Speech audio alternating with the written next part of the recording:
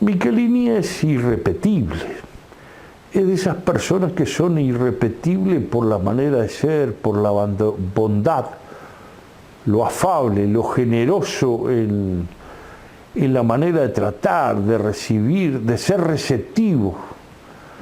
Michelini siempre fue receptivo, una persona que sabía escuchar, era muy rápido en algunos asuntos cuando tenían urgencias y eran muchas las personas a atender, pero cuando se trataban los temas políticos y esas otras cosas tenía una paciencia que era digna de apreciar y que se trataba de una cosa maravillosa. Michelini era un gran estudioso. Además ejercitaba tremendamente la memoria. Hay muchos que creen que lo de la oratoria era un don. La oratoria se cultiva, como quien dice, las poesías de memoria, como el cantor que canta las letras de tango y las sabe toda memoria.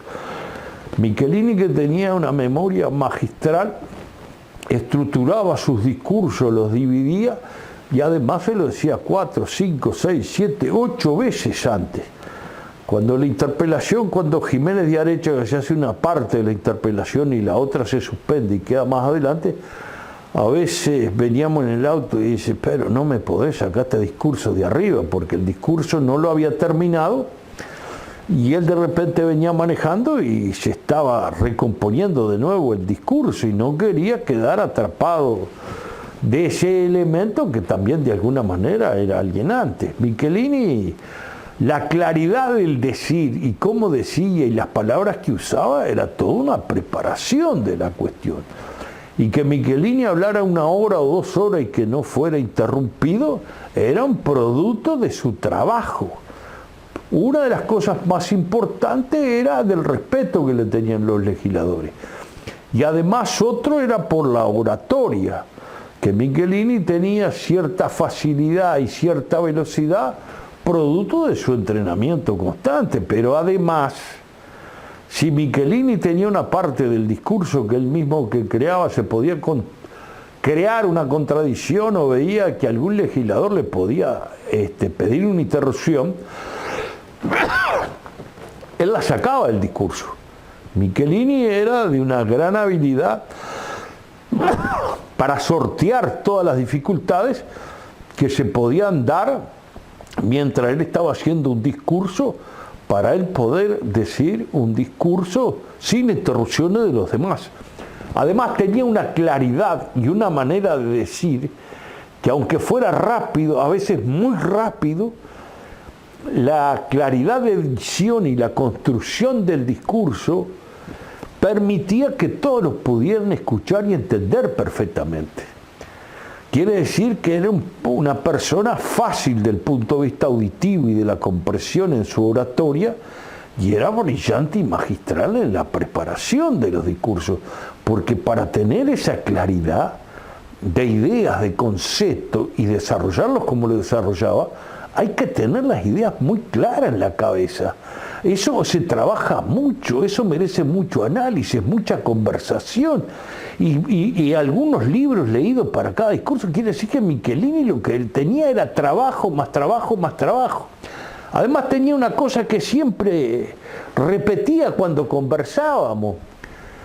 Si yo estoy acá en el Senado y quiero ser el número 1 y no puedo admitir ser el número 3 porque algunos van a decir que uno es otro y el otro soy yo y otro va a decir que el otro es otro y el otro soy yo, pero nunca voy a ser tercero y quiero ser el mejor, tengo que preparar los discursos y los trabajos en comisión porque la gente me va a respetar. ¿Por qué?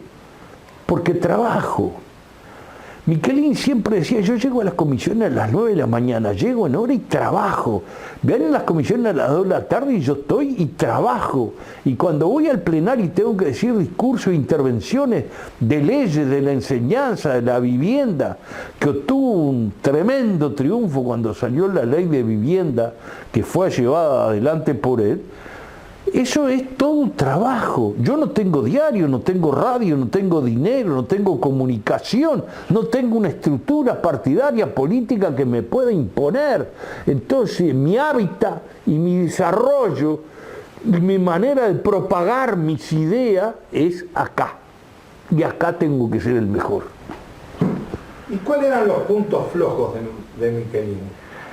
Y los puntos flojos de Michelini era justamente no darle valor a una estructura política, y además no quería quedar encorsetado en una estructura política, y abusaba de la flexibilidad que él tenía para los hechos políticos y abusaba de la memoria. Por lo tanto, en la parte administrativa o en la parte de los trabajos que se hacían desde el punto de vista, por poco que fueran, había una estructura, había una Secretaría de Finanzas, había tesorero, teníamos la edición de la revista, después tuvo en el semanario, tenía el trabajo de los clubes y tenía una cantidad de información que se creaba una infraestructura que aparecía en un local que había 50 personas y aparecía en un local que había 5.000 personas. Eso no era producto solo de que él decía voy y la gente se junta. Había que tener los locales alquilados, los letreros pintados, la infraestructura, y él se confiaba mucho en todas esas cosas que estaban relacionadas con sus amigos, y esos amigos eran en sí el marco total de la lista 99. Probablemente el error, que no es un error porque yo soy de los que sé bien que no tuvo tiempo, es que algunas de estas cosas tampoco tuvo tiempo en la vida, porque a los 52 años lo asesinaron, es de que se podía haber escrito un libro, ¿no? Y Michelini podía haber puntualizado más, en forma más estratificada, más sintetizadas, las ideas políticas que él tenía, que es lo que le da el peso de un libro, pero están sus discursos, está su acción, que está ligada todo con tremendas acciones políticas. Cuando nos retiramos de la creación del Frente Amplio, que llovía torrencialmente esa mañana, nos íbamos los dos en el auto, y él me dice, no entiendo al Partido Socialista. Y esto no lo digo con demérito por el Partido Socialista, sino que lo digo para lo que Michelini expresa, que ese fue el motivo. ¿Cómo no se dan cuenta los socialistas que estamos en otra cosa? Estaba el movimiento socialista y el Partido Socialista, y el Partido Socialista quería que el movimiento socialista no estuviera en el Frente Amplio. Entonces era una cosa pequeña, y dice, nosotros estamos creando una cosa que nos va a llevar 20, 30 años, 40 años, no sé qué tiempo va a llevar para que el Frente Amplio gane las elecciones, se transforme en una cosa política que produzca un triunfo sobre los partidos tradicionales. Estamos haciendo otra cosa porque Michelini tenía su entusiasmo y su sueño por el Frente Amplio, y que hagan estos planteamientos me da la sensación que no entiende dónde estamos parados. Los Tupamaros tampoco estaban. No, los Tupamaros no estaban, además los Tupamaros en ese momento, capaz que el año siguiente estaban todos presos. Además quiere decir que el golpe de Estado cuando se da no es contra los Tupamaros están presos. El golpe de Estado se da contra el Frente Amplio. Se habla mucho de que Michelini estaba al final del periodo muy pegado a Erro. ¿Eso es cierto? Lo que Michelini tenía, y ahí está una de las por qué de las estructuras y las estructuras no, Michelini flexibilizaba la posición política, porque Michelini se transformó en una especie de puente entre Erro y el resto del Frente Amplio, porque Erro jugaba un poco la de tener o amenazar con un pie fuera del frente para que fuera controlado. Fue un senador, había tenido prácticamente 100.000 votos, y sacó una sola banca, porque las otras dos bancas las sacó el Partido Comunista, que eran Enrique y Ruiz Camuso, y las otras bancas salieron del Frente del Pueblo, que fue Juan Pablo Terra y Michelini. Esos son los 5 senadores. Entonces Michelini era una especie de puente con Erro, pero además se enfrentaba muchas veces con el tema de Erro y de las cosas que Erro, que era figura y genio, ¿no? Porque había que ver lo que era Erro en una comisión como parlamentario. Podía venir con 4 o 5 mamotretos de versiones taquigráficas y empezaba a hablar y hacía calentar a uno, calentar a otro, se levantaban y se iban. Erro era tremendamente travieso y era tremendamente duro. Era un legislador nato de la época del herrerismo. Y cuando en Sala se enfrentaba con Heber o con pasadores que eran herreristas, y él giraba para atrás y decía, vamos a hablar de herrerismo, y se iban de Sala, ¿no? Quiere decir que lo que fue Michelini no fue un hombre pegado a Erro, sino que lo trató como un compañero y trató del punto de vista de la unidad, que era el único que lo podía entender y flexibilizar en algunas cosas para que el frente siguiera actuando como un cuerpo unitario. ¿Cómo se enteró y cómo vivió el asesinato de Selmar? Bueno, esto es muy triste. Primero, esté en el lugar que esté, enterarme del asesinato de Selmar es una cosa tremendamente dura. Yo estaba en el cuartel del Cerro preso, y cuando mi compañera Cristina Urrutia me hace la visita, ya sabía de que habían asesinado esa noche, o había aparecido el cuerpo de Michelini asesinado con los otros compañeros que apareció, Gutiérrez Ruiz y los otros dos, y cuando llego a la pieza dentro del cuartel donde estábamos 20 personas ahí, uno pegado al otro, algunos compañeros me dicen que había sido asesinado Michelini, y ahí sentado sobre un colchón arrollado tuve que tragarme toda esa mala noticia y ese desgarro que me produjo y ese sentimiento tan encontrado, tan difícil que es poder licuar la muerte de la cual uno estuvo tan ligado con una persona, con la brillantez de Selmar, con el cariño y el afecto que nos teníamos. ¿Por qué cree que lo mataron? Y yo creo que Estados Unidos, lo que acá mal se llama Plan Cóndor, el Plan Cóndor hace invisible a Estados Unidos. No hay Plan Cóndor, es Estados Unidos. No nos vamos a comer el nombre de un plan. Estados Unidos resuelve la muerte de Allende, y que de distintas formas tiene que enmascarar cómo asesinaba a Allende, y apareció esas formas, y aparecen otras, y cuando se da el golpe de Estado en la Argentina, que es en marzo, y en mayo asesinan a Michelini. Pero también hay que recordar que son asesinados varios dirigentes políticos que no querían que se repitiera la historia del Frente de la Unión Popular de Chile. Acá ya estaba creado el Frente Amplio y además sacó más de 300.000 votos.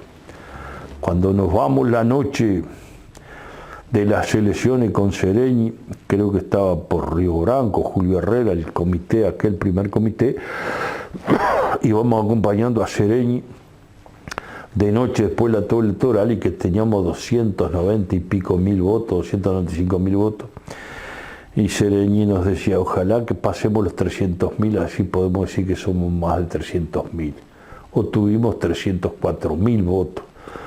Quiere decir que la existencia de ese frente, con uno de los ejes, como era Michelini, y el otro eje, como lo era Ronnie Arizmendi, evidentemente iba a dañar las estructuras del Partido Colorado y el Partido Nacional, y como así ocurrió, y Estados Unidos quería adelantar para retrasar todo ese proceso. Y ahí fue como asesinaron no menos de 10 o 12 personas donde se encontraba Michelini. Esto pertenece a la planificación de Estados Unidos con la anuencia de las oligarquías nativas, la burguesía nacional, que estaba de acuerdo con todos estos planes y que apoyó la dictadura.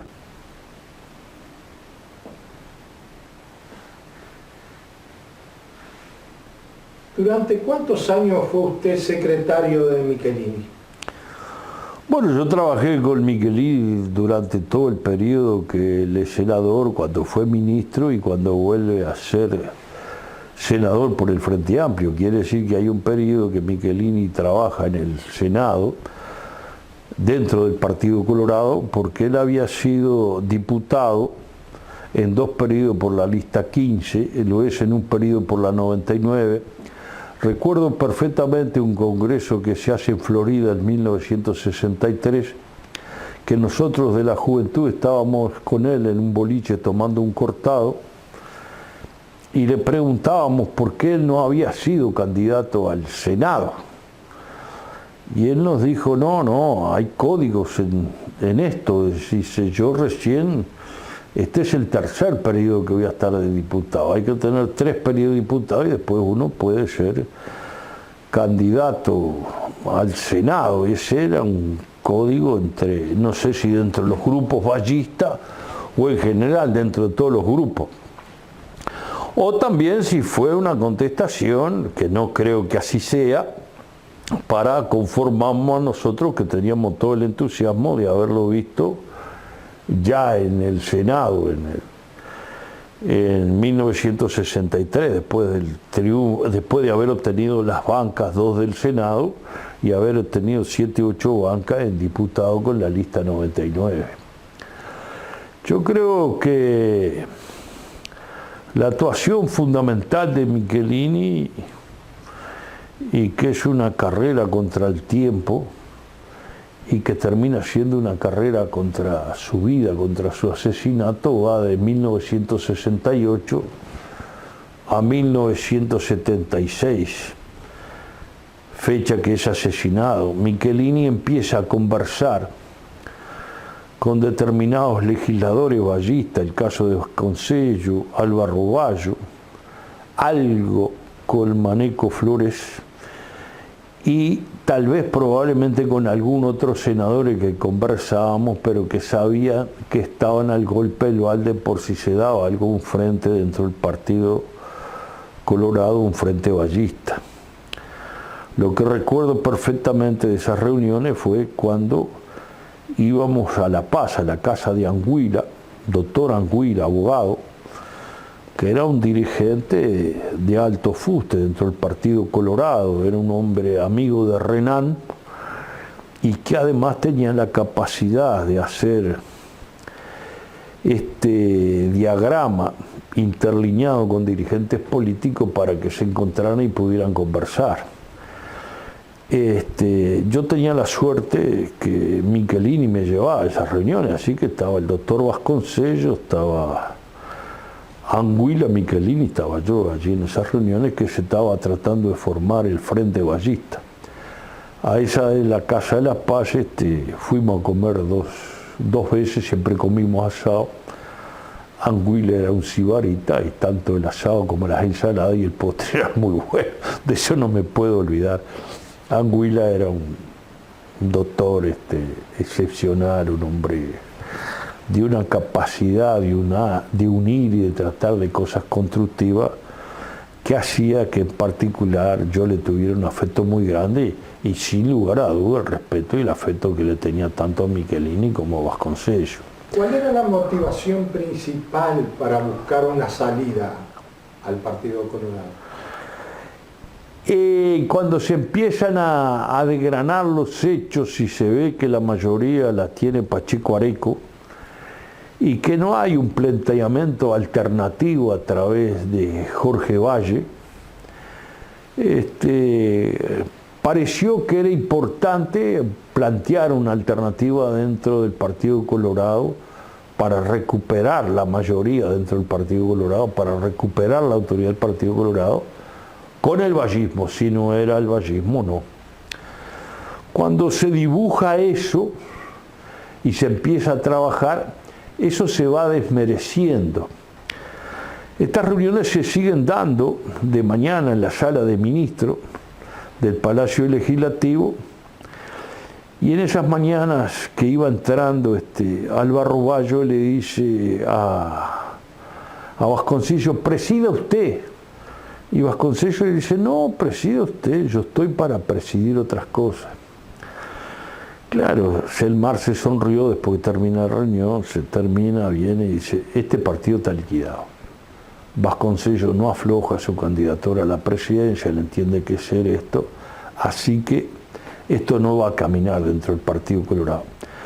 Pero mientras se desarrollaba eso, ya se desarrollaban conversaciones por lo que más tarde sería el Frente Amplio.